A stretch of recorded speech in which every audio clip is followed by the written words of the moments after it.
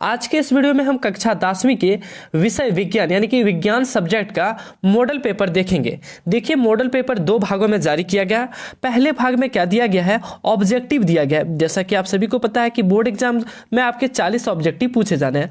और दूसरा भाग में आपका क्या दिया है, सब्जेक्टिव दिया गया है, जिसमें 40 मार्क्स के 19 सवाल पूछे जाने हैं। ठीक है, तो पहले हम आज ऑब्जेक्टिव देखते हैं और उसके बाद सब्जेक्टिव अगले वीडियो में देखेंगे।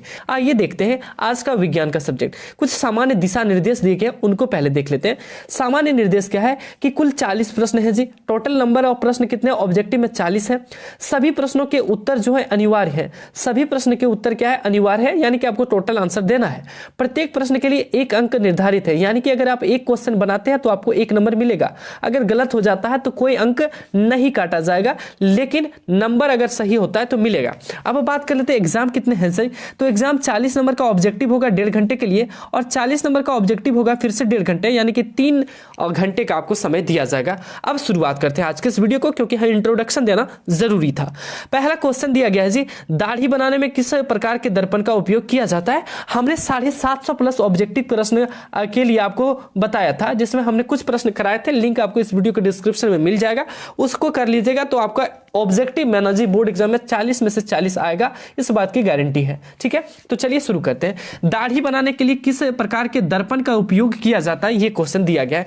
तो याद रखिएगा, यहाँ पे कई सारे ऑप्शंस दिए गए, लेकिन मैं आपको आंसर बता देता हूं। तो दाढ़ी बनाने के लिए जो अवतल दर्पण का उपयोग किया जाता है, याद रखिएगा अवतल दर्पण का उपयोग किया जाता है। क्यों किया जाता है, क्योंकि इसमें जो फिगर है वो क्या दिखता है, बड़ा दिखता है। ठीक है, अगला क्वेश्चन दिया गया है, गोलीय दर्पण में फोकस दूरी और वक्रता त्रिज्या के संबंध को बताएं। गोलीय दर्पण की वक्रता त्रिज्या और फोकस दूरी में क्या संबंध होती है।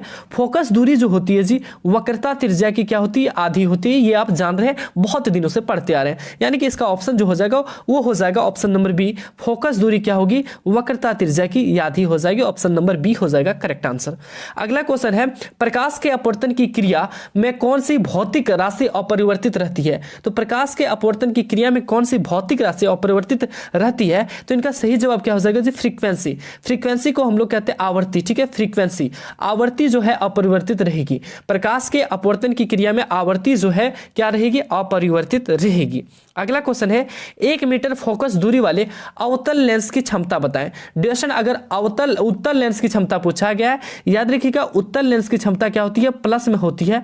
याद रखिएगा उत्तल लेंस की क्षमता क्या होती है, प्लस में होती है। लेकिन अगर अवतल लेंस रहे जी, तो याद रखिएगा उसकी जो क्षमता हो जाएगी वो माइनस में हो जाएगी। ठीक है, माइनस में हो जाएगी। तो यहाँ पे उत्तल लेंस है, तो उत्तल लेंस की जो आवर्धन होगी या फिर फोकस दूरी, तो क्या हो जाएगा, तो 1 डायोप्टर। सर कैसे जाने, तो पावर बराबर एक फॉर्मूला था जी, 1/f, और f रहता है मीटर में। यहाँ पे 1 है और मीटर कितना दिया, 1 मीटर, तो 1/1 कितना हो जाएगा जी, 1 ही ना हो जाएगा, तो 1 डायोप्टर का सही जवाब हो जाएगा।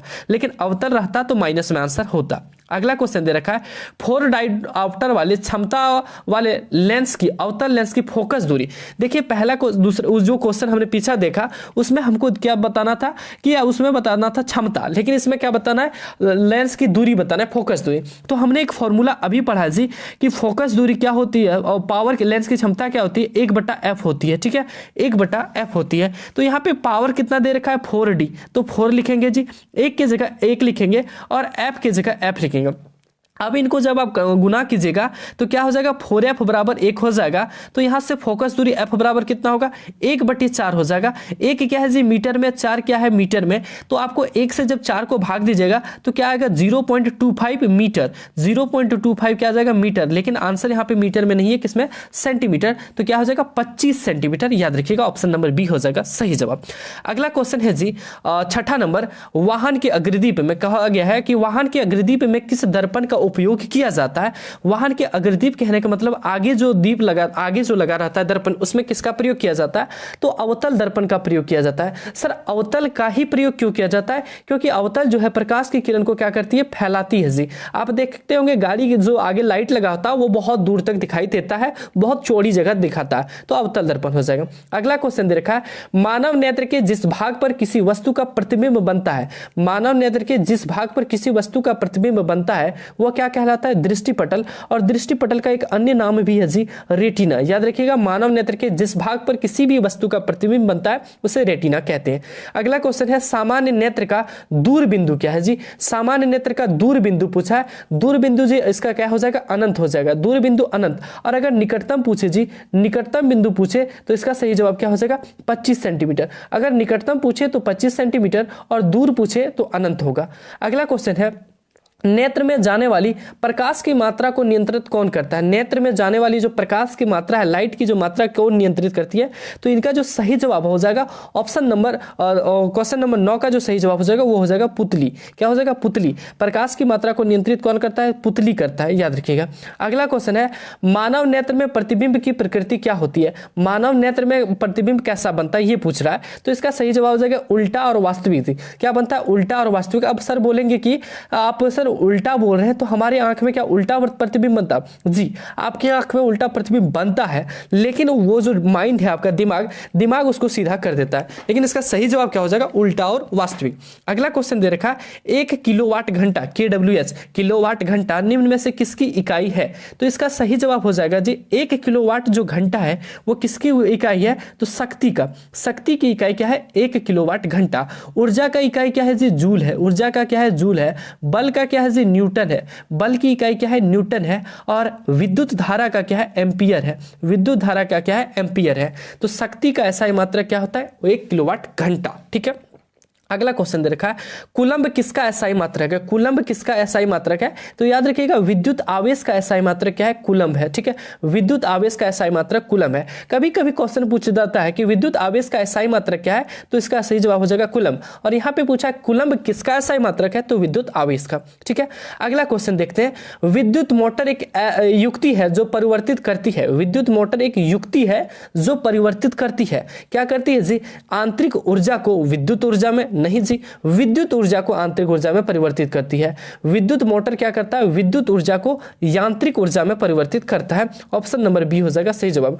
कई स्टूडेंट रासायनिक लिखेंगे, लेकिन रासायनिक नहीं होगा। रासायनिक हम लोग कहते हैं केमिकली, लेकिन यहाँ पर केमिकली कोई चीज होता नहीं है। यहाँ पे क्या होता है, विद्युत ऊर्जा किसमें जाती है, आंतरिक ऊर्जा में परिवर्तित हो जाती है। ऑप्शन बी होगा सही जवाब। अगला क्वेश्चन दे रखा है जल का विद्युत अपघटन किस प्रकार की अभिक्रिया है।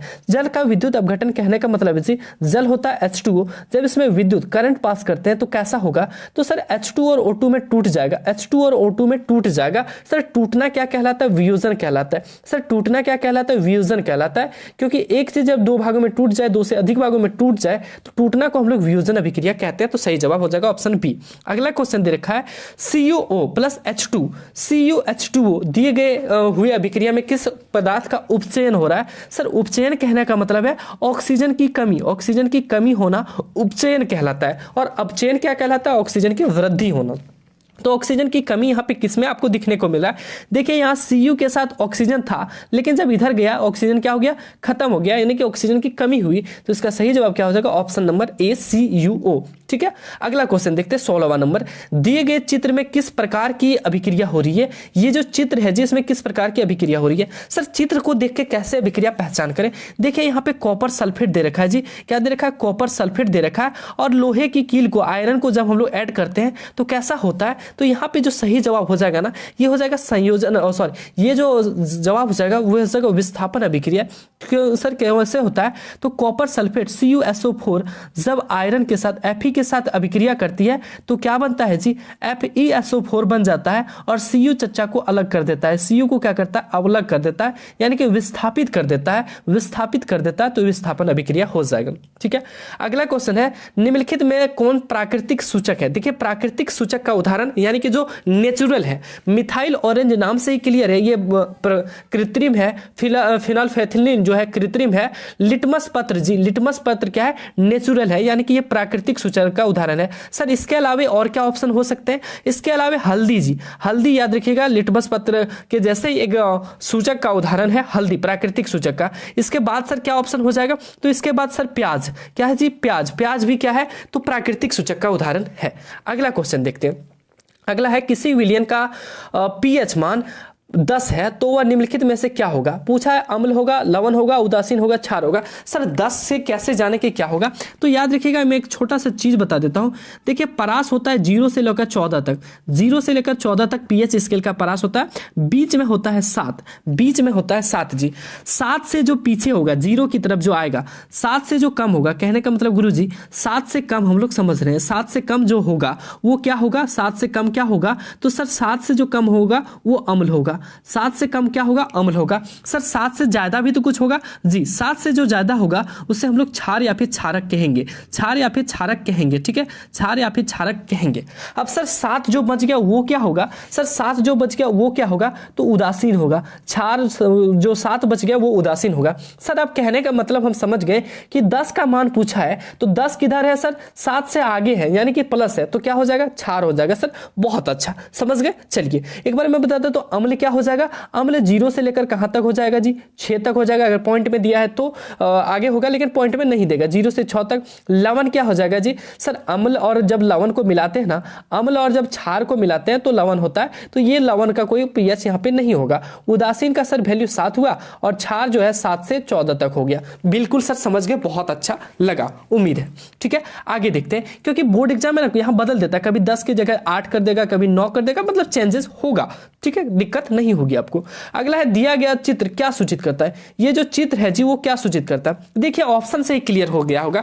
यहाँ पे थोड़ा सा आप गौर कीजिए जी, यहाँ पे देखिए कोई भी चीज गिर रहा है, इधर गिर रहा है, क्या हो रहा है, हाथ इसका देखिए थोड़ा सा खराब हो गया, हाथ यहाँ पे क्या हो गया, कट गया। यहाँ पे देखिए इसमें गिर रहा है, इसमें भी क्या हो रहा है, हाथ कट गया है। तो सर इससे तो हम समझ जाएंगे। देखिए लिखा गया हमेशा हाथ धोकर साफ रखना चाहिए, अगर इससे साफ करेंगे तो कटिए ना जाएगा, तो नहीं जी, हमें प्रयोगशाला में हाथ धोकर जाना चाहिए। अच्छा इससे अगर हाथ धोंगे तो मरिए ना जाएंगे। इसके बाद क्या बोला, हमें अम्ल से हाथ धोना चाहिए, अम्ल से कभी जिंदगी में हाथ नहीं धोइएगा, नहीं तो हाथ ही पूरा गल जाएगा। उसके बाद लिखा है सांद्र अम्ल तथा क्षार वाले बर्तन का चेतावनी चिन्ह। बिल्कुल सांद्र अम्ल तथा क्षार वाले बर्तन का चेतावनी चिन्ह है कि जो भी सांद्र अम्ल या क्षार है उसको हाथ में नहीं लीजिए, नहीं तो हाथ क्या हो जाएगा, गल जाएगा। तो यही चीज यहाँ पे बताया गया, ऑप्शन नंबर डी हो जाएगा इसका सही जवाब। अगला क्वेश्चन दे रखा है, कौन अधातु कमरे के ताप पर द्रव होता है। जी अधातु पूछा है, तो अधातु पूछा है कमरे के ताप पर द्रव होता है, तो इसका सही जवाब क्या हो जाएगा, ब्रोमीन हो जाएगा, ब्रोमीन हो जाएगा। लेकिन अगर धातु पूछा रहता तो क्या हो जाता, पारा हो जाता। सही जवाब क्या हो जाता, पारा हो जाता। अगला क्वेश्चन है, निम्नलिखित में से किस पदार्थ का उपयोग अग्निशामक बनाने में किया जाता है। तो कौन सा पदार्थ का उपयोग अग्निशामक बनाने में किया जाता है, तो आप लोग एक चीज जानते हो कि जी बेकिंग सोडा, बेकिंग सोडा एक चीज सुनते होंगे। तो इसका सही जवाब क्या हो जाएगा, इसका सही जवाब हो जाएगा 22 नंबर का, वो हो जाएगा sodium hydrogen carbonate. Sodium hydrogen carbonate NaHCO3.10H2O, NaHCO3.10H2O ये होता है बेकिंग सोडा का, और इसी का प्रयोग अग्निशामक में बनाने के लिए किया जाता है। सर सोडियम हाइड्रोजन कार्बोनेट आप कैसे जाने, Na को सोडियम बोलते हैं, H को हाइड्रोजन बोलते हैं, CO3 को कार्बोनेट बोलते हैं, तो NaHCO3.10H2O सोडियम हाइड्रोजन कार्बोनेट। ठीक है अग्निशामक बनाने में। अगला सवाल है जी, आधुनिक आवर्त सारणी किस आधार पर बना। आवर्त सारणी जी पीरियोडिक टेबल जिसमें क्या लिखा रहता है, सारे परमाणु लिखे रहते हैं। तो आधुनिक आवर्त सारणी किस आधार पर बना है, तो परमाणु संख्या के आधार पर बना है। कौन से आधार पर, परमाणु संख्या के आधार पर। आप पढ़े होंगे जी, कहां से शुरू करते हैं sir, hydrogen, helium, lithium, beryllium, boron, carbon, इस तरह से आप पढ़े होंगे। तो परमाणु संख्या के आधार पर बनाया गया।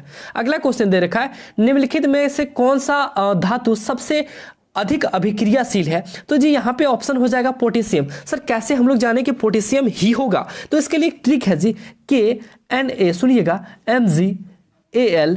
ठीक है इतना तक ही आप याद रखिएगा, ज्यादातर यहीं तक पूछा जाता।